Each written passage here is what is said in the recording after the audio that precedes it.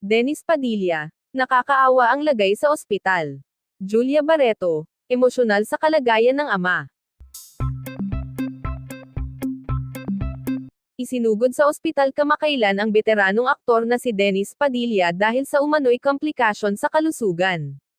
Ayon sa malapit na kaanak, kasalukuyang nakakonfine si Dennis at patuloy na inoobserbahan ng mga doktor.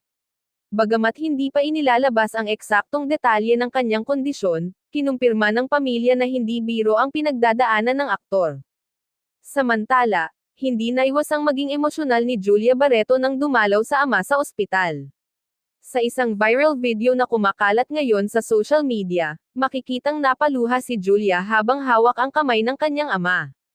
Walang anak ang gustong makitang nahihirapan ang magulang niya, ani Julia sa isang maikling panayam. Idinagdag pa niya na umaasa siyang tuluyan ng maghilom ang mga sugat ng nakaraan at magpatuloy na silang buuin ang kanilang relasyon. Ayon sa mga ulat, unti-unti na rin daw lumalambot ang puso ni Julia sa kabila ng mga hindi pagkakaunawaan nila ni Dennis sa mga nagdaang taon.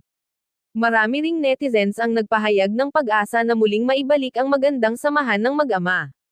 Patuloy namang nananalangin ang showbiz community at mga taga-suporta para sa agarang paggaling ni Dennis Padilla.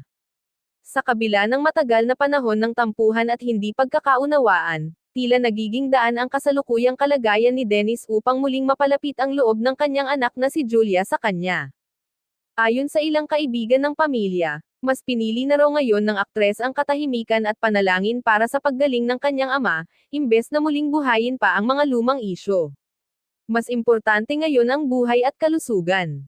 Kung may pagkakataon para maghilam, ito na siguro yon, pahayag ng isang malapit sa kanila.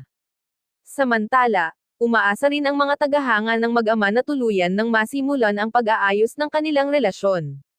Bumuhos ang suporta sa social media, kung saan maraming netizens ang nagkomento ng dasal at encouraging messages para kay Dennis at Julia.